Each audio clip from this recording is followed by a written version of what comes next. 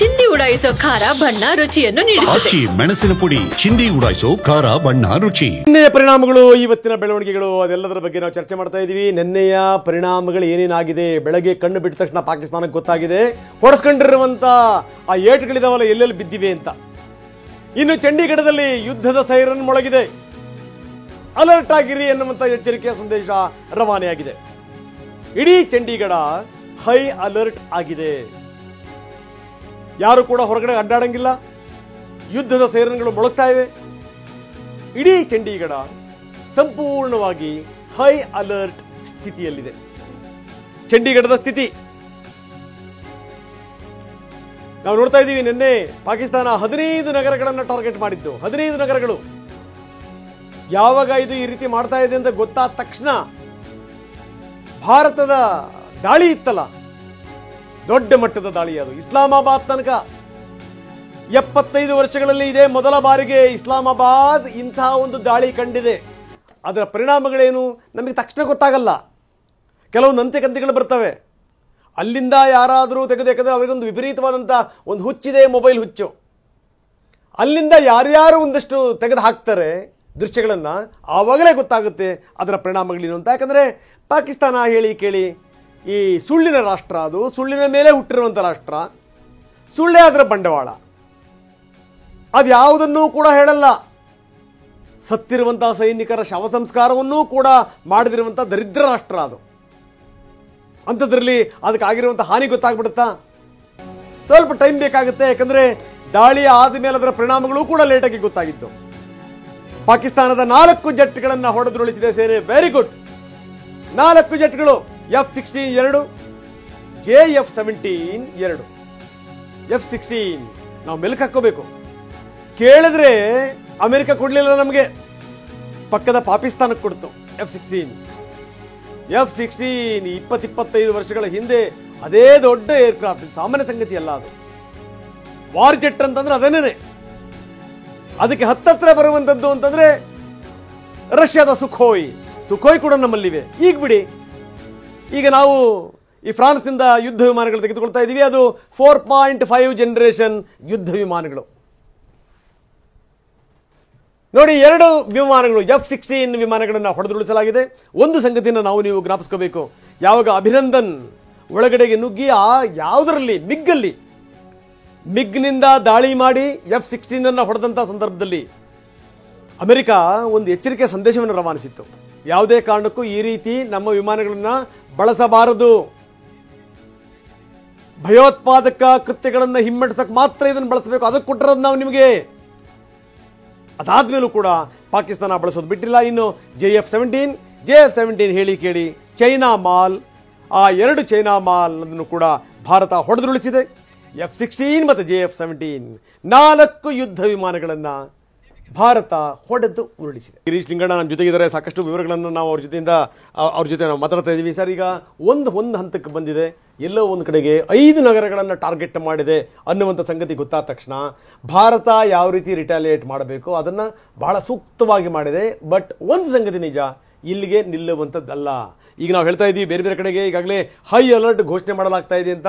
ಇದರ ಮುಂದುವರೆದ ಪರಿಣಾಮ ಏನಾಗ್ಬೋದು ಅಂತೀರಿ? ಸರ್, ನಾವು ಈಗ ರಿಟಾಲಿಯೇಟ್ ಮಾಡಲೇಬೇಕು, ತಕ್ಕುತ್ತರ ಕೊಡಲೇಬೇಕು. ನಾವು ರಿಟಾಲಿಯೇಟ್ ಮಾಡ್ತೀವಿ. ರಿಟಾಲಿಯೇಟ್ ಮಾಡದೇ ಇರೋಂಗೆ, ಎಸ್ಕಲೇಟ್ ಆಗದೆ ಇರೋಂಗೆ ಅಫ್ಕೋರ್ಸ್ ಗ್ಲೋಬಲ್ ಲೀಡರ್ಸ್ ಯಾರು ಇನ್ವಾಲ್ವ್ ಆದರೆ there will be lot of ಏನಂತ ಹೇಳ್ತಾರೆ, we are on higher side. ನಮ್ಮ negotiations will be strong. Correct. ಎಲ್ಲಾನು ಹ್ಯಾಂಡ್ ಓವರ್ ಮಾಡಿಬಿಡು, ನಿನ್ನ ಟೆರರಿಸ್ಟ್ನೆಲ್ಲ, ಇಲ್ಲ POK ನಮ್ದು ಏನೇನು ಅಕ್ಯುಪೈ ಮಾಡಿದ್ಯಾ ಹ್ಯಾಂಡ್ ಓವರ್ ಮಾಡು, we may remain silent. That is the only option for them to stop or de-escalate that. ಅದು ಬಿಟ್ಟು ಇನ್ನೇನಕ್ಕೂ ನಾವು ಒಪ್ಕೊಳ್ಳೋ ಸ್ಥಿತಿಲಿಲ್ಲ. Because we are on higher side, V are on negotiation ಅಲ್ಲಿ. ಡಿ-ಎಸ್ಕಲೇಷನ್ ಟು ಅರ್ಲಿ ಅಂತ ಅನ್ಸಲ್ವಾ? ಯಾಕಂದ್ರೆ ಈಗ ನಮ್ಗಿಂತ ಹೆಚ್ಚಾಗಿ ಪಾಕಿಸ್ತಾನಕ್ಕೆ ಅಲ್ಲಿನ ಜನರಿಗೆ ಅವರು ಉತ್ತರ ಕೊಡಬೇಕಾಗಿದೆ. ಅಫ್ಕೋರ್ಸ್ ಅಲ್ಲಿ ಜನರು ಕೂಡ ಅಳ್ತಾ ಇದ್ದಾರೆ, ಬೇರೆ ವಿಚಾರ. But army, even civil government ಬಿಟ್ಟರು ಕೂಡ ಆರ್ಮಿ ಅವರ ಈಗೋ ಬಿಡೋದಕ್ಕೆ ಸಿದ್ಧವೇ ಇಲ್ಲ. ಯಾಕಂದ್ರೆ ಮುನೀರ್ ಈಗಾಗಲೇ ಮಾತಾಡಿರೋ ಭಾಷೆ, ಅವಳು ಬಳಸ್ತಾ ಇರುವಂಥ ಭಾಷೆ ನೋಡ್ತಾ ಇದ್ರೆ ಡಿ-ಎಸ್ಕಲೇಷನ್ ಅಷ್ಟು ಬೇಗ ಆಗತ್ತಾ? ಆಗಲ್ಲ.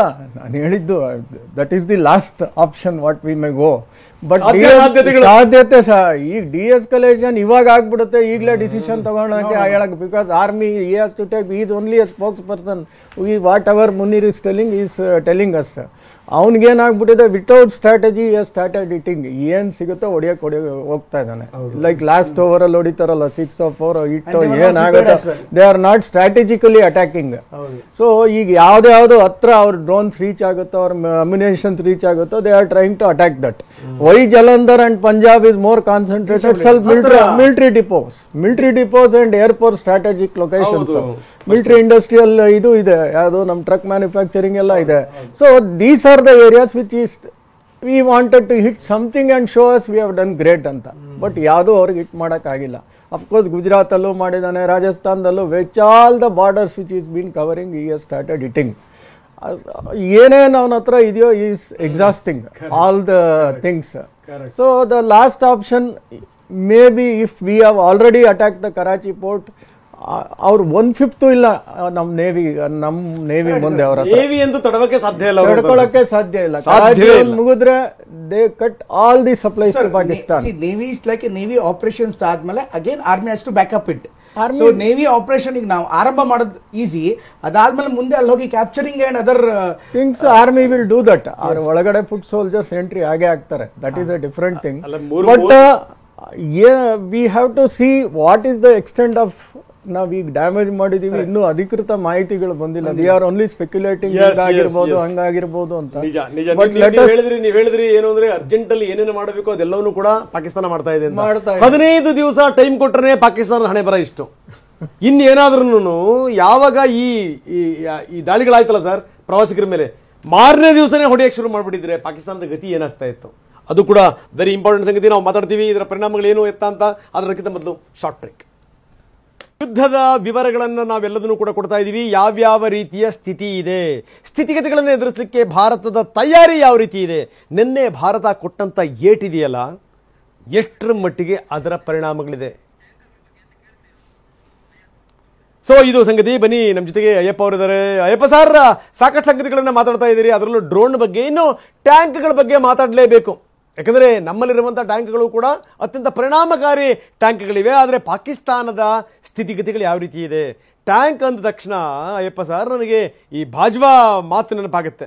ಟ್ಯಾಂಕ್ಗಳು ನಮ್ಮಲ್ಲಿದೆ, ಫ್ಯೂಯಲ್ ಹಾಕಕ್ಕೆ ನಮ್ಮಲ್ಲಿ ದುಡ್ಡಿಲ್ಲ ಅನ್ನುವಂಥ ಮಾತನ್ನು ಆತ ಹೇಳಿದ್ದ. ಆ ಮಾತನ್ನು ಕೂಡ ಜ್ಞಾಪಿಸ್ಕೋಬೇಕು. ನಮ್ಮ ಬಲಾಬಲ ಏನು ಸರ್? ಅಲ್ಲ, ಖಂಡಿತವಾಗಿ ಅವ್ರ ಹತ್ರ ಟ್ಯಾಂಕ್ಸ್ ಇದೆ, ಅದಕ್ಕಿಂತ ಜಾಸ್ತಿ ಟ್ಯಾಂಕ್ಸ್ ನಮ್ಮ ಹತ್ರ, ಇನ್ನೂ ಸ್ಟ್ರಾಂಗರ್ ಟ್ಯಾಂಕ್ಸ್ ನಮ್ಮ ಹತ್ರ ಇದೆ, ಜೊತೆಗೆ ಫ್ಯೂಯಲ್ ಹಾಕಕ್ಕೆ ಶಕ್ತಿನೂ ಇದೆ ನಮ್ಮ ಹತ್ರ. ಶಕ್ತಿನೂ ಇದೆ, ಅಮ್ಯುನಿಷನ್ ಕೂಡ ಇದೆ. We are well trained. ನಮ್ಮ ಹತ್ರ T-90 ಇದೆ, T-72 ಹಳೇದಿದೆ ಕೂಡ. ನಮ್ಮ totally indigenously developed MBT Arjun ಕೂಡ ಇದೆ. So it is a very very potent weapon system. ಅದು ಕೂಡ ನಮ್ಮಲ್ಲಿ ಇದೆ. ಅವೆಲ್ಲ ರೆಡಿ ಆಗಿರುತ್ತೆ, ಯಾವತ್ತೂ ರೆಡಿನೇ. ಇವಾಗ ಎಲ್ಲಿ ಏನಿದೆ ಅಂತ ನಮಗೆ ಗೊತ್ತಿಲ್ಲ. ಬಟ್ ಇಟ್ ಇಸ್ 100% ಒಂದು ಐರನ್ ಫಿಸ್ಟ್ ಹೋಗಿ ಹೊಡಿಬೇಕು ಅಂತಂದರೆ ಖಂಡಿತವಾಗಿ ನಮ್ಮ ಹತ್ರ ಸ್ಟ್ರಾಂಗ್ ಒಂದು ಐರನ್ ಫಿಸ್ಟ್ ಇದೆ ನಮ್ಮ ಹತ್ರ. ನೀವು ಹಾಗೆ ನೀವು ಸಂಪರ್ಕದಲ್ಲಿರಿ. ಇನ್ನಷ್ಟು ನಾನು ನಿಮ್ಮ ಜೊತೆಗೆ ಚರ್ಚೆ ಮಾಡ್ತೀನಿ. ನಾವು ಎಲ್ಲ ರೀತಿಯಲ್ಲೂ ಕೂಡ ಬಲಶಾಲಿಗಳು. ಬರೀ ಬಲಶಾಲಿಗಳು ಅನ್ನುವಂಥ ಅಹಂಕಾರ ನಮ್ಮಲ್ಲಿ ಖಂಡಿತವಾಗಲೂ ಇಲ್ಲ. ನಮ್ಮಲ್ಲಿ ಬೇಕಾದಷ್ಟು ಬಲ ಇದೆ. ಆದರೂ ಕೂಡ ಬಲ ಇದ್ದರೂ ಕೂಡ ನಾವು ಬಗ್ತೀವಿ, ನಾವು ತಗ್ತೀವಿ. ಯಾಕಂದರೆ ಯಾವ ಸಂದರ್ಭಗಳಲ್ಲಿ ತಗ್ಗಬೇಕು ಅನ್ನುವಂಥದ್ದು ತುಂಬ ಚೆನ್ನಾಗಿದೆ. ಆ ತಗ್ಗಿರೋದ್ರಿಂದಲೇ ಭಾರತ ಜಗತ್ತಿನ ಎದುರು ಬಹಳಷ್ಟು ಸಂದರ್ಭಗಳಲ್ಲಿ ಬಗ್ಗಲ್ಲ. ಗಮನಿಸಬೇಕು, ಈ ಮಾತಲ್ಲಿ ಬಹಳ ಅರ್ಥ ಇದೆ. ನೋಡಿ, ದಾಳಿ ಆದಂಥ ಸಂದರ್ಭದಲ್ಲಿ ದಾಳಿಯ ಎಲ್ಲ ವಿವರಗಳನ್ನು ನಾವು ಮಿತ್ರ ರಾಷ್ಟ್ರಗಳಿಗೆ ಕೊಟ್ಟಿದ್ದೀವಿ. ಎಲ್ಲ ವಿವರಗಳನ್ನು ಒಂದು ಕಡೆಗೆ ಅಮೆರಿಕ ಜೊತೆ ಮಾತಾಡಿದ್ದಾರೆ ದೇಶದ ಪ್ರಧಾನಿ, ಇಂಗ್ಲೆಂಡಿನ ಜೊತೆ ಮಾತಾಡಿದ್ದಾರೆ, ನಮ್ಮ ಮಿತ್ರ ಇಸ್ರೇಲ್ ಜೊತೆ ಮಾತಾಡಿದ್ದಾರೆ, ಆಸ್ಟ್ರೇಲಿಯಾ ಜೊತೆ ಮಾತಾಡಿದ್ದಾರೆ, ಜಪಾನ್ ಜೊತೆ ಮಾತಾಡಿದ್ದಾರೆ. ಅಂದರೆ ಎಲ್ಲ ವಿವರಗಳನ್ನು ಕೂಡ ನಾವು ಹಂಚಿಕೊಳ್ತೀವಿ. ಈ ರೀತಿ ಆಗಿದೆ, ಈ ರೀತಿ ಹೊಡಿತಾ ಇದ್ದೀವಿ ಅಂತ. ಸ್ಥಿತಿಗತಿಗಳೇನು ನಾವು ತೋರಿಸ್ತೀವಿ, ಜೊತೆಗೆ ಅದರ ಮುಂದಿನ ಪರಿಣಾಮಗಳೇನು, ದಟ್ ಇಸ್ ವೆರಿ ಇಂಪಾರ್ಟೆಂಟ್. ಗತಿಗೆಟ್ಟ ಪಾಕಿಸ್ತಾನ ಮತ್ತೆ ಅಲ್ಲಿ ಇಲ್ಲಿ ಒಂದು ಶಸ್ತ್ರಾಸ್ತ್ರಗಳನ್ನ ಇಟ್ಕೊಂಡು ಏನಾದರೂ ಯುದ್ಧಕ್ಕೆ ಬಂದರೆ, ಮತ್ತೆ ಬಾಲ ಬಿಚ್ಚಿದರೆ ಯಾವ ರೀತಿ ಬಾಲ ಕತ್ತರಿಸ್ಬೋದು, ಯಾವ ರೀತಿ ಆಯಕಟ್ಟಿನ ಜಾಗಗಳನ್ನು ಗುರಿಯಾಗಿಸಿಕೊಂಡು ಹೊಡಿಬೋದು, ಯಾವ ರೀತಿ ಅದನ್ನು ಸುತ್ತುವರಿಬಹುದು. ಏನಾದರೂ ನೌಕಾಸೇನೆ ಏನಾದರೂ ಶುರು ಮಾಡ್ತು ಕೆಲಸನ ಅಂತಂದರೆ ಪಾಕಿಸ್ತಾನ ಮಂಡಿ ಊರುವಂಥದ್ದು ನಿಶ್ಚಿತ.